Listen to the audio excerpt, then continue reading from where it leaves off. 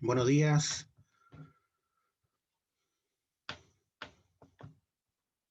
Vamos a continuar con Hola, la buenos clase. días.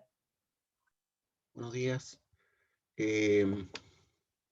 Estábamos viendo el primer PPT sobre biodiversidad y vimos que la biodiversidad como tal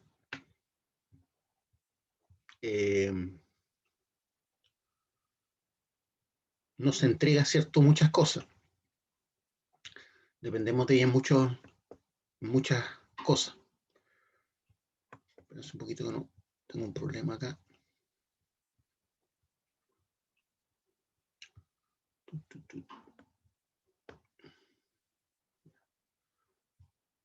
¿Ven la imagen o no? Sí, el PPT. Ya. Entonces decía que la biodiversidad nos provee a nosotros como seres humanos de muchas cosas, como son la protección contra el frío y la lluvia. Por ejemplo, la madera, ¿cierto?, nos sirve para hacer construcciones. Algunos árboles nos pueden proteger, ¿cierto?, contra la lluvia. Nos entregan alimentos a través de la flora y de la fauna. Se obtienen medicinas naturales que finalmente estas se pueden aislar, el componente químico se aísla y después se fabrica en laboratorio. Pero todas las medicinas en general que conoce el hombre tienen como base, ¿cierto?, la flora y la fauna. Nos entrega esparcimiento o diversión, por ejemplo, con los deportes náuticos, un ejemplo nomás, ¿cierto? Basta con que nosotros vayamos a la playa y ya tenemos diversión.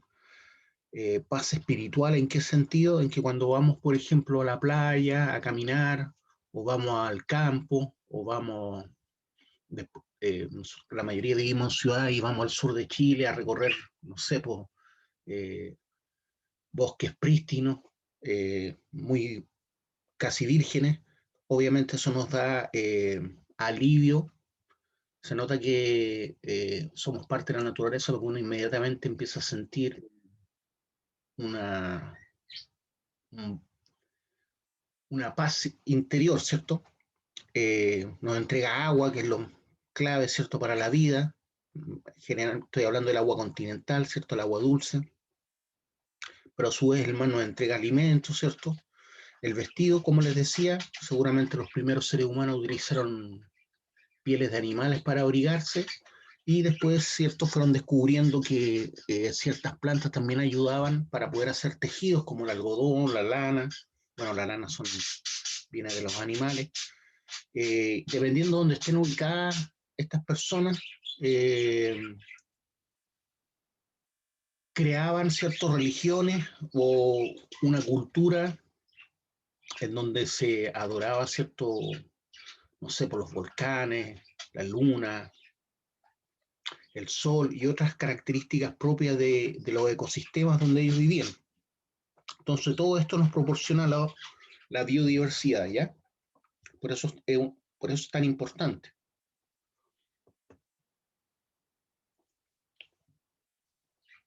Si se dan cuenta ahí, vemos bienes y servicios ecológicos, ¿ya?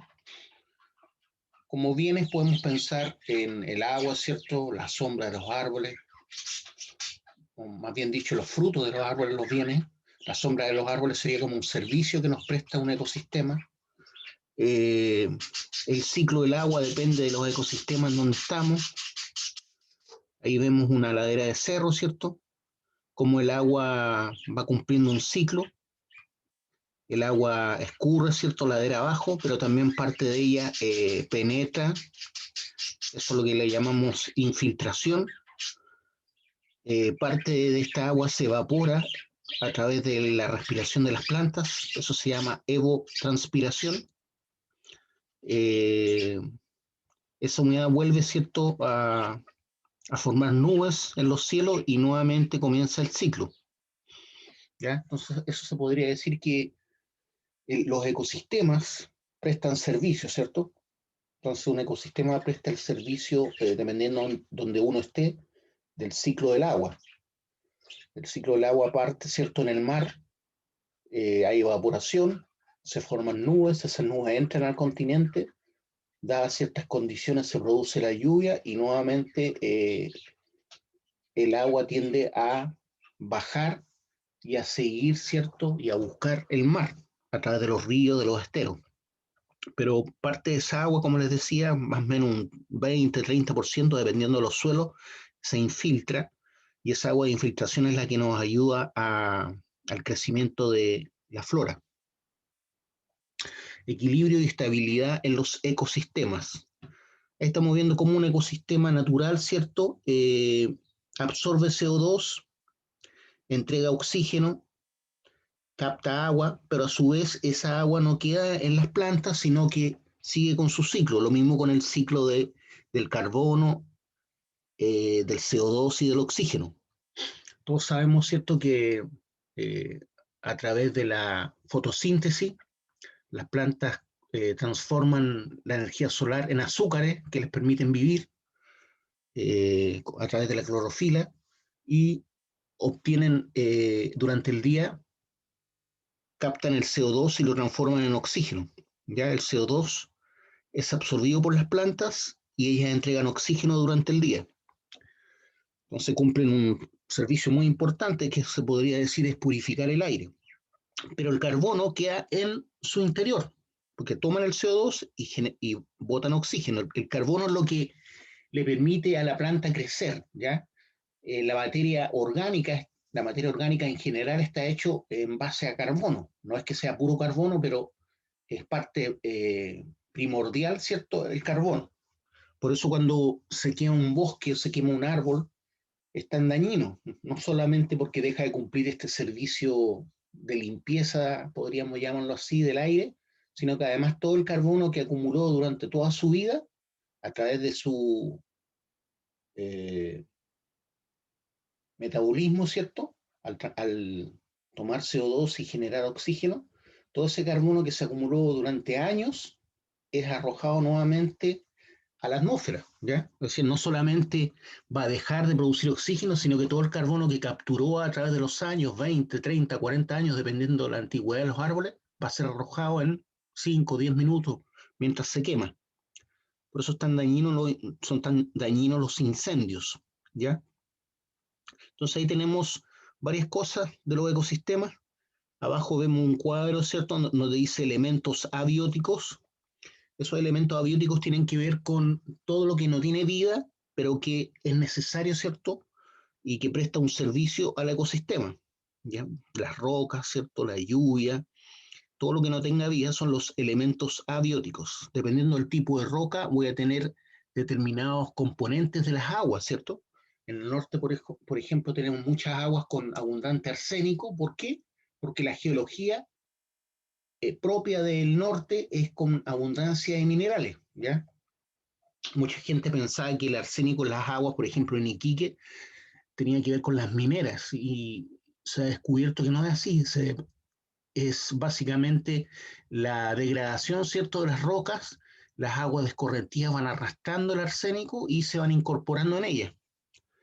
Eh, Se dice que hay productores y consumidores en los ecosistemas, ¿ya? Los productores son básicamente las plantas, ¿ya? Porque producen alimento y son los productores primarios. Y estos a su vez, ¿cierto? Si son plantas y por lo tanto tienen clorofila y cumplen con el proceso, ¿cierto?, que les decía de transformar el CO2 en oxígeno, también absorben agua y evotranspiran esa agua. Las plantas ayudan a sujetar los suelos y los suelos con plantas ayudan a mantener la tierra húmeda, a retener el agua. ¿Ya? Cuando no hay plantas, el agua escurre o se infiltra y no se retiene. ¿Ya? Por eso es tan importante las plantas, también los árboles, para evitar la erosión. Abajo tenemos los consumidores primarios, que serían los animales vegetarianos, ¿cierto?, que se alimentan de los productores. Y a su vez tenemos después animales que se alimentan de estos consumidores primarios, que serían los carnívoros, ¿ya? Y así es la cadena en donde la energía y la materia va entrando y va saliendo de distintos escalones de este ciclo. Básicamente esto es un ciclo.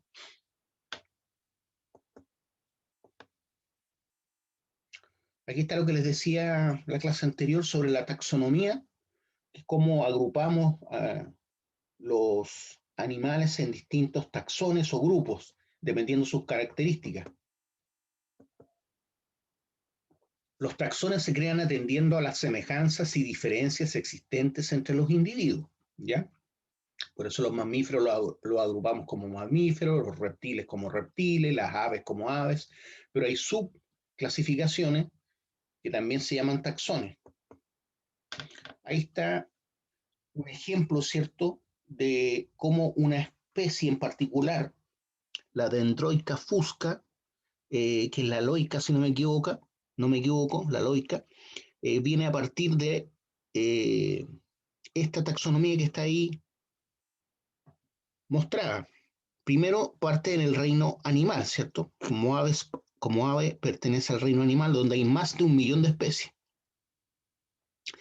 Después ese reino se subdivide en filum, ¿ya?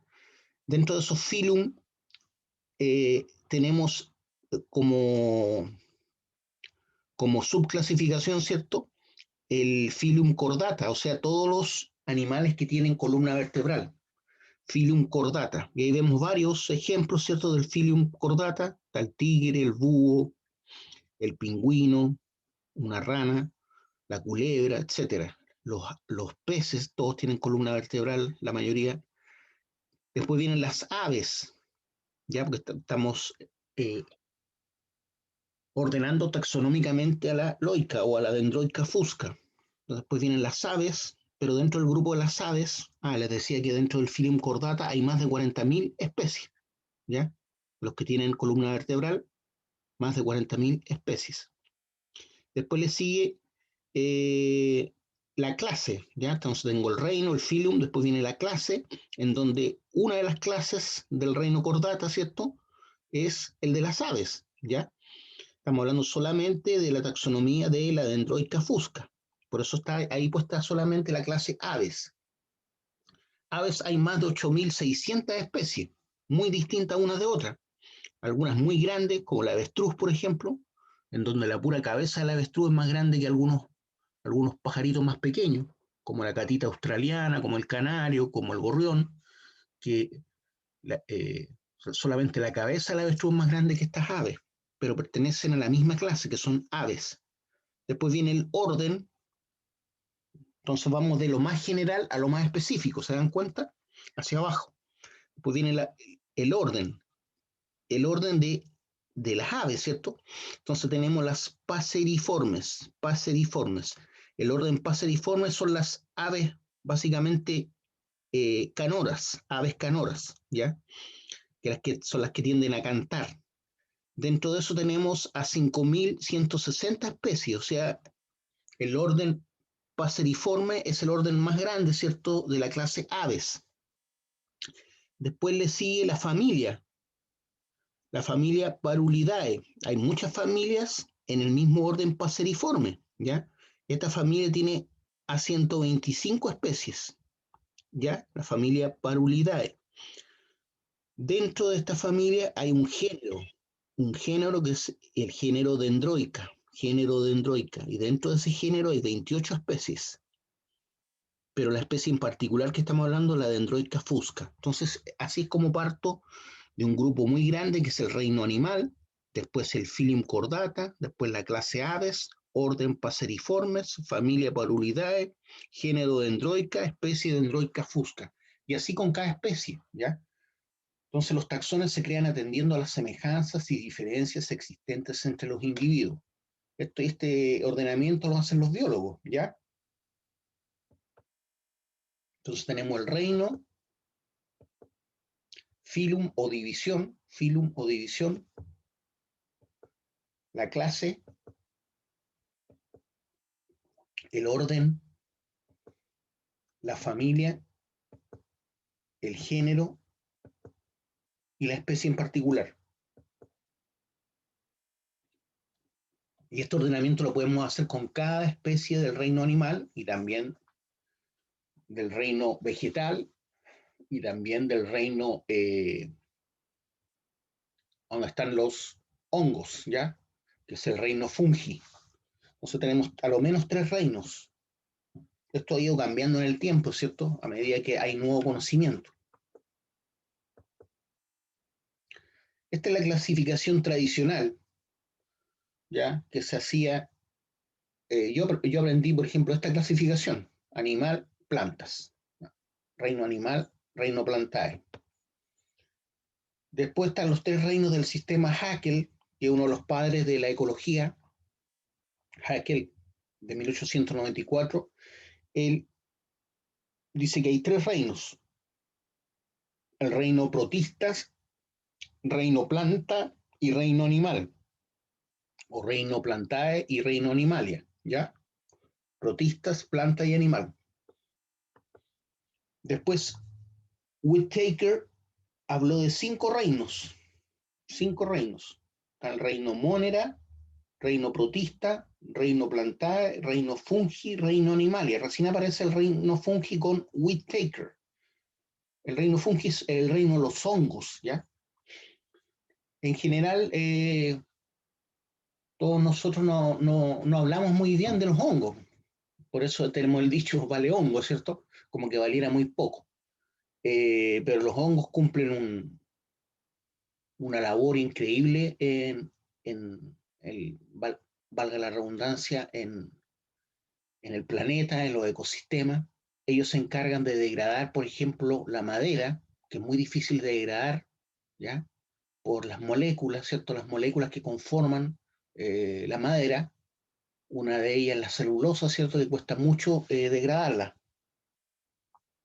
Y los hongos sí la pueden degradar. Entonces, por eso siempre la madera es atacada por los hongos. Pero hay muchos tipos de hongos. Por ejemplo, yo cuando estudié el magíster en medio ambiente en la Universidad de Valparaíso, había un rayado que habían escrito, no sé, los alumnos de biología parece, y decía, los hongos salvaron al mundo. Al principio no lo entendía mucho, pero después me di cuenta de lo que significaba. Decía, los hongos salvaron al mundo. ¿En qué sentido?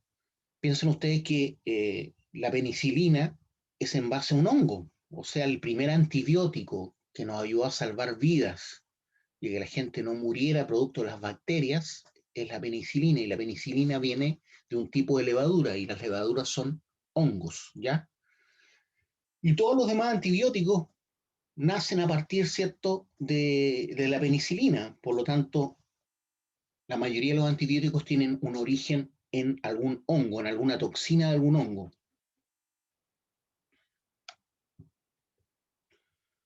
Después tenemos otro, ¿cómo se llama? Agrupación. Vemos esta que está aquí, ¿cierto? Dice esquema de Margulis, donde hay 2 dominios y 5 reinos.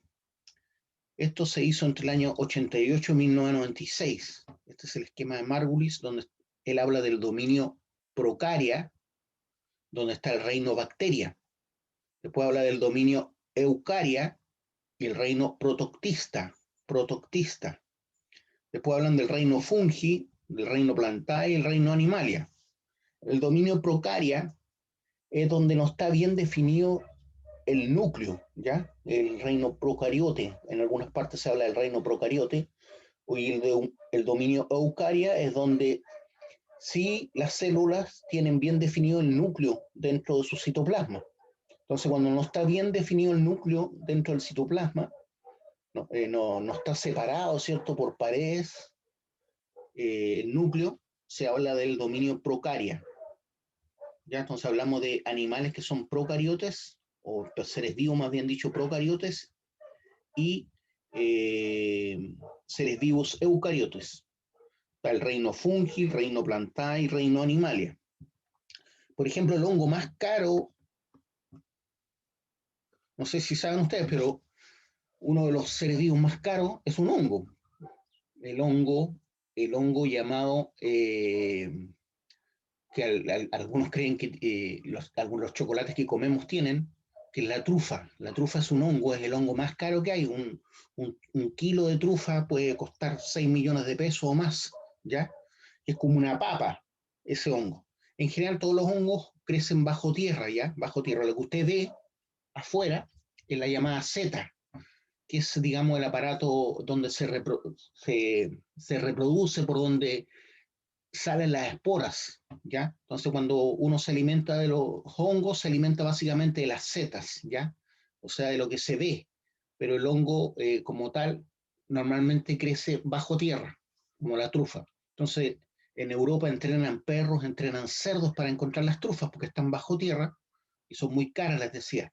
Aquí también se están plantando trufas porque tenemos en el sur un clima muy parecido al clima europeo y hay otros hongos también muy caros, ¿ah? Como la morchela, la morchela. Entonces, piensen ustedes que uno de los elementos de la naturaleza, ¿cierto? Eh, Vivos más caros es la trufa, que es un hongo. Como les decía, un kilo puede costar 8 o 10 millones de pesos fácilmente, un kilo de trufa. Estoy hablando de un solo hongo, ¿ya? Que pesa eso. Entonces, todas estas agrupaciones se basan en la organización celular, complejidad, ¿cierto?, de la especie y modo de nutrición, y modo de nutrición. Perdón.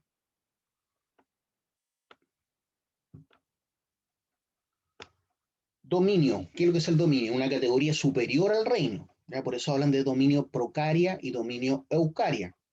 Entonces el dominio es una categoría superior al reino, según este caballero, según esta agrupación, que es la esquema de o agrupación de Margulis, ¿ya?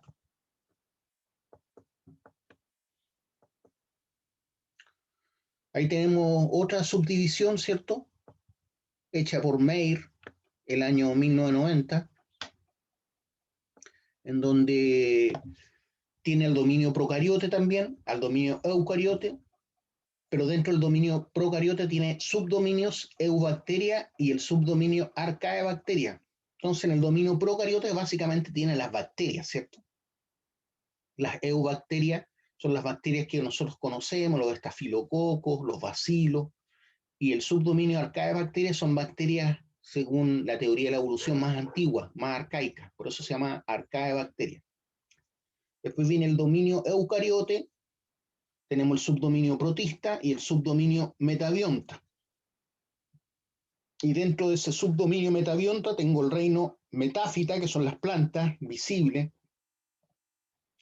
¿cierto? El reino fungi y el reino animalia. El reino fungi, como les decía, el reino de los hongos, ¿ya? Donde está la trufa, donde están las levaduras. Piensa en todo lo que se hace, ¿cierto?, con estos tipos de hongos, la cerveza y muchas cosas que tienen que ver con cómo ellos atacan a ciertos elementos. Después tengo esta otra subdivisión que es la de suprarreinos y seis reinos de Cavalier Smith, 1998. Esta es una de las últimas, ¿cierto?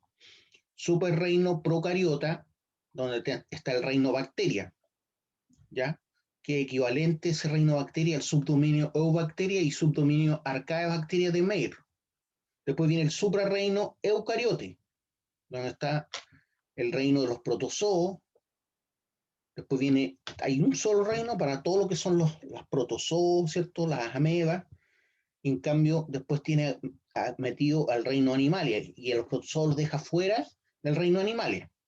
En algunas partes los protozoos están dentro del grupo animalia. Después viene el reino fungi en otras agrupaciones, no esta, ¿cierto? De Cavalier Smith. Entonces, en el suprarreino eucariote tiene el reino protozoa, reino animalia, reino fungi, reino plantae y reino cromista, ¿ya? Reino cromista. El reino cromista es donde hay ciertas especies que se comportan de una manera bien especial con la luz, ¿ya? Por eso tiene ese nombre, reino cromista. Entonces ese es uno de los últimos reinos, que es el de Cavalier y Smith. ¿Alguna pregunta, alguna duda que tengan?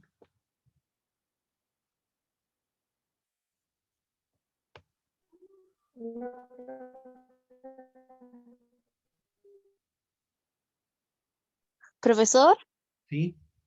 ¿qué era el reino protista? ¿Qué significaba? ¿El protista? Sí, Ya vamos a ir viéndolo. Ahí está más especificado, ¿eh? ya, gracias.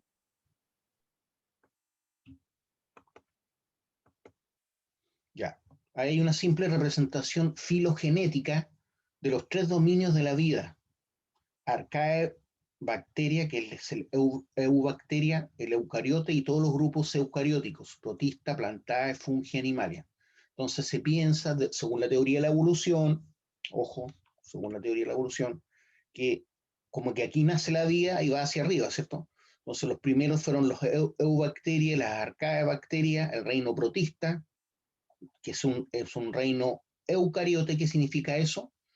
Que el núcleo está separado del resto del citoplasma a través de una pared claramente definida. Esa es la diferencia entre el reino eucariote y el reino protista en algunas partes, cuando está dividido así como eucariote y procariote. Por eso dice que las bacterias son procariote y básicamente son procariote. ¿Por qué? Porque no tienen separado su núcleo del resto del citoplasma. ¿Ya? Entonces el ADN está dentro del citoplasma, pero no está separado como en la célula, por ejemplo, muscular o las células típicas que nosotros estudiamos, en donde el núcleo está claramente separado del resto del citoplasma. Entonces, esa es la diferencia entre procariote y eucariote.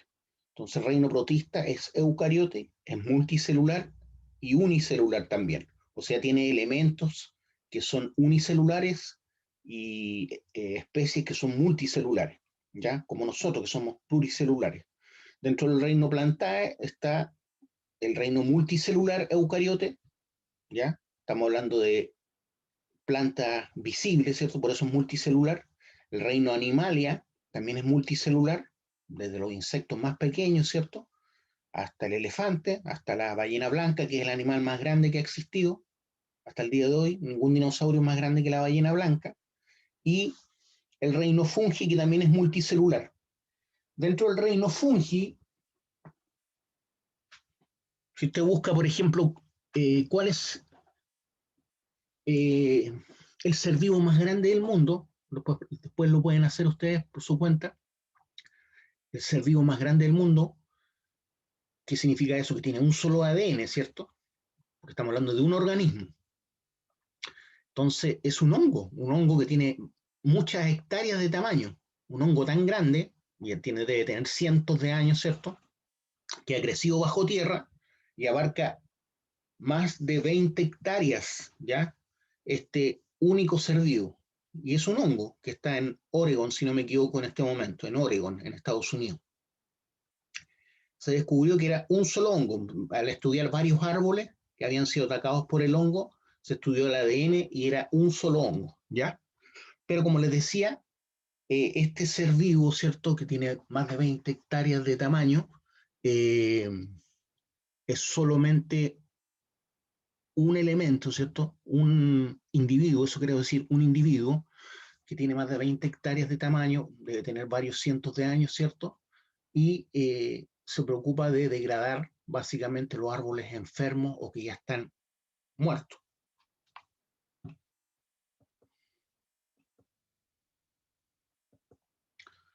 Ahí vemos varias características de los distintos reinos, características de los 5 reinos, ¿cierto? Esto se podría decir que es como lo último. En el reino Mónera, que es el reino de las bacterias, estamos hablando de células procariotas, ¿cierto? Donde no está separado el núcleo del resto del citoplasma. Después tenemos que el ADN dentro de estas bacterias o de estos individuos es circular. Estamos hablando de seres unicelulares, ¿ya? Es el reino Mónera, donde están las bacterias, como les vuelvo a repetir. La nutrición, existen bacterias que son autótrofas y otras son heterótrofas. ¿Qué es eso, dicen ustedes? Bueno, autótrofas significa que ellas generan su propio alimento, ¿ya? Autótrofas. Heterótrofas significa que necesitan de otros para alimentarse, ¿ya? O se alimentan de alguien de un ser vivo o se alimentan de elementos químicos encontrados, por ejemplo, en un sulfuro. Usted sabe que hay bacterias, existe la biolixiviación, ¿cierto? Que se alimentan del sulfuro que tiene ciertos minerales, ¿ya? Como la calcopirita, ¿cierto? Como la cobalina, pero básicamente estamos hablando de sulfuros secundarios que son atacados por algunas bacterias. Estas bacterias serían heterótrofas, ¿cierto? Porque se alimentan del sulfuro, de algunos minerales, lo degradan, ¿es cierto? Metabólicamente se necesitan de esos químicos para vivir. Pues por eso son heterótrofas, ¿ya? No generan su propio alimento. Cambio, cualquier, por ejemplo, un alga, las algas que tenemos en el mar o en la piscina a veces, esas algas, la mayoría son unicelulares, ¿ya? Uno ve verde el agua, pero son millones de organismos vivientes que son unicelulares y por eso se ve verde. Y se ve verde porque tienen clorofila. Y esa clorofila les permite ser autótrofas, o sea, no necesitan de algún químico, de algún elemento externo para alimentarse. Ellas generan su propio alimento a través de la energía solar. También está la energía que utilizan, como les decía, y porque son autótrofas, ocupan la energía química o luminosa. Luminosa se refiere a los autótrofos, ¿cierto? Que absorben energía del sol. Energía química, ya sea de la degradación de otros seres vivos o a través de la degradación de elementos abióticos como son los minerales. Tenemos la reproducción asexual, tejido diferenciado, existencia de pared celular. Dice reproducción asexual porque no tienen gametos, ¿cierto? No tienen elementos característicos sexuales. Existencia de pared celular, movilidad, algunos sí se mueven, algunas bacterias sí se mueven, algunas no, ¿ya? Entonces, eso del reino Monera, y así con cada uno de esos reinos, ¿se dan cuenta? El reino protoctista es parte del dominio eucariote. Acuérdense que hablaban de dominios también, dominio procariote, dominio eucariote. Significa que las células que componen estas especies, ¿cierto?, dentro del reino protoctista, son células que tienen claramente diferenciado el núcleo del resto del citoplasma. Su ADN es lineal, tienen células, ¿qué quiero decir eso? Es decir, hay elementos que son especies que son unicelulares y especies que son pluricelulares dentro de ese mismo reino, ¿ya? El reino protoctista. Entonces tenemos especies unicelulares y especies pluricelulares. También tenemos, podemos decir que su nutrición es de autótrofa y heterótrofa, o sea, tenemos especies que se alimentan a sí mismos, o sea, que tienen clorofila, por ejemplo, y no tienen ningún problema para vivir si hay sol. En cambio, hay otros que son heterótrofos, o sea, dependen de otros, no generan su propio alimento, eso básicamente es heterótrofo. Nosotros somos heterótrofos, ¿cierto? Necesitamos de plantas, necesitamos de animales, ¿cierto? Por eso somos heterótrofos. Básicamente los autótrofos son las plantas, ¿ya? Energía que utilizan, los autótrofos utilizan energía luminosa, ¿cierto? Y los heterótrofos, energía química, que me entregan, por ejemplo, elementos vivientes o elementos muertos, ¿cierto? Que tienen elementos químicos que me alimentan, ¿ya? Tengo reproducción asexual y sexual dentro del reino protoctista. Entonces, algunas especies son asexuales y otras son sexuales. Tejidos diferenciados no existen. Igual que en el reino Monera, no existen tejidos diferenciados, ¿ya? Existencia de pared celular, en algunas especies sí existe, en algunas no existe. Movilidad, algunas especies sí se mueven, otras no se mueven, ¿ya? Después tenemos el reino hongos o fungi, que es parte del dominio eucariote, ¿cierto? ¿Qué significa eso? Como ya les expliqué, significa que el núcleo está claramente definido dentro del citoplasma de las células que componen los hongos. El ADN es lineal. Entonces Entonces, si se dan cuenta, entre más complejo es el organismo, vemos que son todos eucariotes y tienen el ADN lineal. En cambio, los elementos menos complejos, como son las bacterias, tienen el ADN circular. Entonces, el número de células, las características como número de células, existen hongos que son unicelulares, como las levaduras, por ejemplo, y hongos que son pluricelulares, ya que están compuestos por muchas células, como el hongo que les decía en Oregon, ¿cierto? Que es el ser vivo más grande del planeta, no es la ballena azul, ¿ya? Pero como animal sí, obviamente la ballena azul. Nutrición heterótrofa, o sea, todos los hongos son heterótrofos, necesitan de un organismo para alimentarse, de otro organismo para alimentarse. Como les decía, ellos atacan la madera, lo descomponen, los hongos son descomponedores, ¿ya? Esa es la característica que tienen, son descomponedores. Hay elementos que son depredadores, otros son productores, ¿cierto? Los productores son las plantas, los depredadores, ¿ah? Son los que depredan, como por ejemplo los animales carnívoros, y hay animales que son carroñeros, ¿cierto? Bueno, en este caso estamos hablando que son heterótrofos porque necesitan de madera para alimentarse, u otros elementos que, que tienen como componentes similares a la madera. La energía que utilizan, energía química, ¿cierto? Al degradar la madera, obtienen los elementos que ellos necesitan para vivir. Por eso se habla de energía que utilizan química, ¿ya? Reproducción asexual y sexual. Hay hongos que se reproducen sexualmente y otros asexualmente. Tejidos diferenciados no existen dentro de los hongos. Existencia de pared celular sí existe. Movilidad, algunos sí se mueven, otros no se mueven. Después tenemos el reino plantas o plantae, que también pertenece al dominio eucariote, o sea, estamos hablando de células que tienen el núcleo sí, bien digo, claramente definido dentro del citoplasma.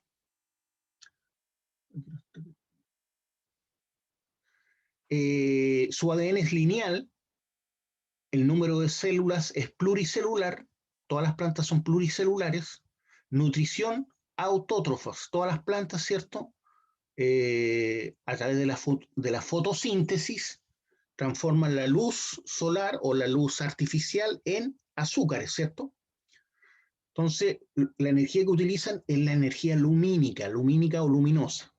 Reproducción, hay plantas que son de reproducción asexual y otras de reproducción sexual, o sea, tienen gametos definidos. Existen incluso árboles que son masculinos, árboles femeninos. Hay otros que el aparato reproductor masculino y femenino están en el mismo árbol.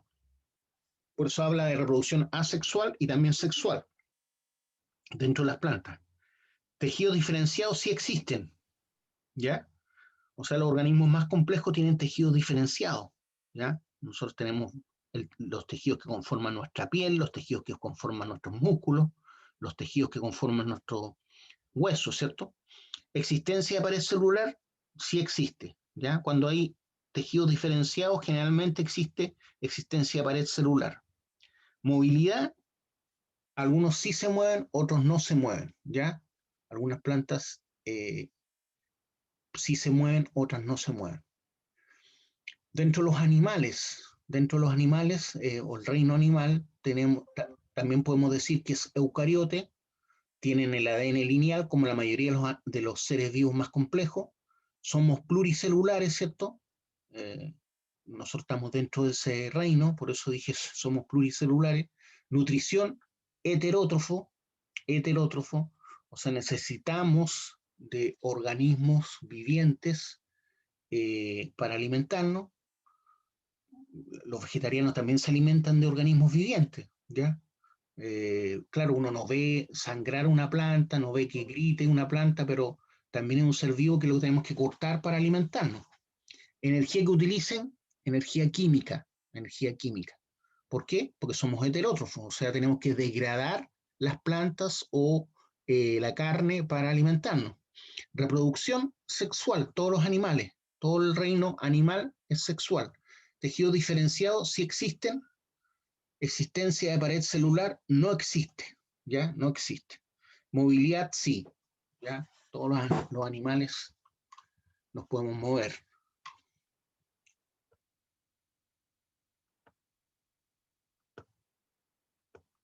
Aquí están el reino Monera, donde vemos una bacteria, ¿cierto? Con las distintas partes que la componen. ¿Ven que el núcleo no está diferenciado claramente del citoplasma? ¿Por qué? Porque es procariote, ¿cierto? Como le había dicho. Procariote. ¿Ven? Procariote, el reino Monera. Entonces ahí tengo una bacteria donde tiene una pared celular, ¿cierto? Tiene un núcleo, tiene unos elementos que se llaman fili y otras partes importantes que componen las bacterias, como son los ribosomas, el núcleo, la membrana citoplasmática. El pili es algo que se alarga, se puede alargar y puede penetrar otra bacteria que está cerca.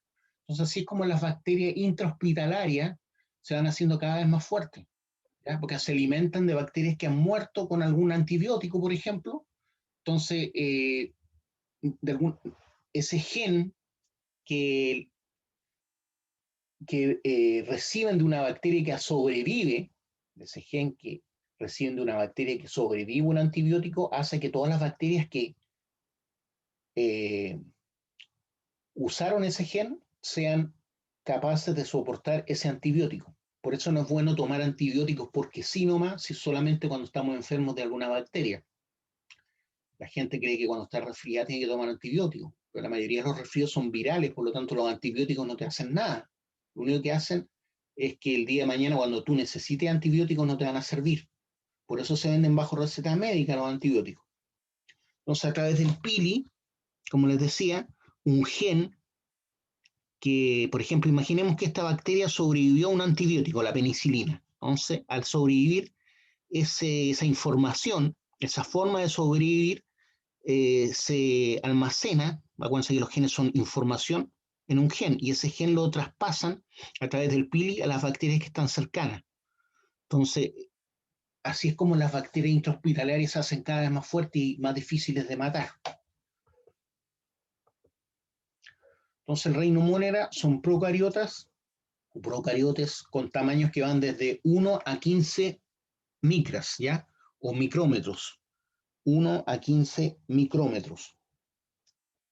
¿Me van siguiendo, supongo?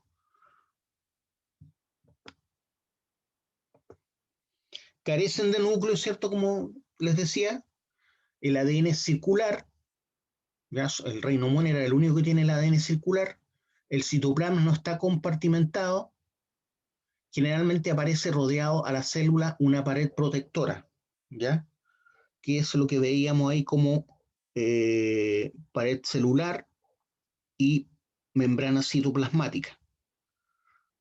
Algunas cápsulas son muy duras, ¿verdad? Los que rodean a la bacteria. Entonces quedan ahí en el suelo, en el hospital, pueden, no sé, pues barrer, echar jabón, pueden pasar varias semanas y está incólume ahí esa bacteria, esperando que se den las condiciones para poder ingresar a algún ser vivo. Entonces generalmente aparece rodeado a la célula una pared protectora. Los principales grupos del reino Monera son los siguientes: reinobacterias y las algas cianofisias. Algas cianofisias, ¿ya? Entonces son los principales grupos del reino Monera, no solamente las bacterias, sino algún tipo de algas, las cianofisias, ¿ya? Dentro del grupo de las bacterias, de acuerdo a su forma, están caracterizadas también por grupos más pequeños. Ahí tenemos los estafilococos, ¿cierto? Por su apariencia. Tenemos los bacilos. Tenemos el vibrión, que también es una bacteria. El vibrión paremolítico, por ejemplo. Y los spirillus. ¿Ya? Todos esos son tipos de bacterias del reino Monera. Y de acuerdo a su forma se llaman se dividen en cocos, espirilus, bacilos y vibriones, ¿ya? Todos son organismos unicelulares, eucariotes. Perdón, procariotes. Ahora estamos viendo otro reino, ¿cierto? El reino protoctista, donde tenemos organismos unicelulares o pluricelulares, pero todos ellos están formados por células eucariotas. Entonces las bacterias son procariotes. ¿Por qué? Porque no tienen el núcleo claramente separado, ¿cierto? Como las células eucariotes, que sí tienen el núcleo muy bien definido dentro del citoplasma. Entonces son organismos unicelulares o pluricelulares, pero todos ellos están formados por células eucariotes. Los protoctistas, una alumna me había preguntado cuál era el reino protoctista, son pluricelulares y tienen asociados sus células sin formar tejido. Entonces, dentro de los protoctistas pluricelulares tienen sus células asociadas sin formar tejidos. Son células sin especializar y pueden realizar cualquier función. Por ejemplo, nosotros tenemos células especializadas. Tenemos las células musculares, las células óseas, ¿cierto? Las células de la piel, donde tenemos varias capas de piel, por ejemplo. Tenemos las neuronas. Entonces tenemos células especializadas, ¿ya? En cambio, los protoctistas pluricelulares no tienen células especializadas y pueden realizar cualquier función, ¿ya? Ese es el reino protoctista. Se pueden diferenciar por qué. Tenemos, por ejemplo, los protozoos, que son protoctistas. Perdón.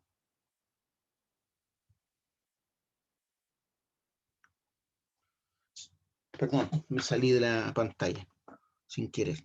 Voy a volver a compartir.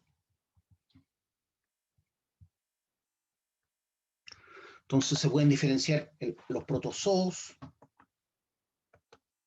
Dentro del reino protoctista hay una imagen de un protozoo.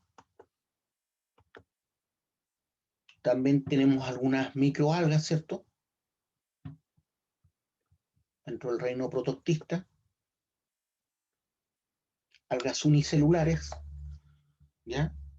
Esta de la marea roja es una alga unicelular. La marea roja que hace tanto daño, ¿cierto? Que envenena los moluscos.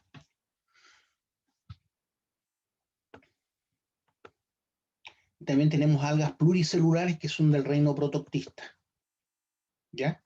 Entonces, el reino protoctista básicamente tenemos los protozoos, algas unicelulares y algas pluricelulares. Ese es el reino protoctista, ¿ya? Que está conformado por organismos unicelulares o pluricelulares, ¿ya? En el caso de los protozoos y las algas unicelulares sería unicelular.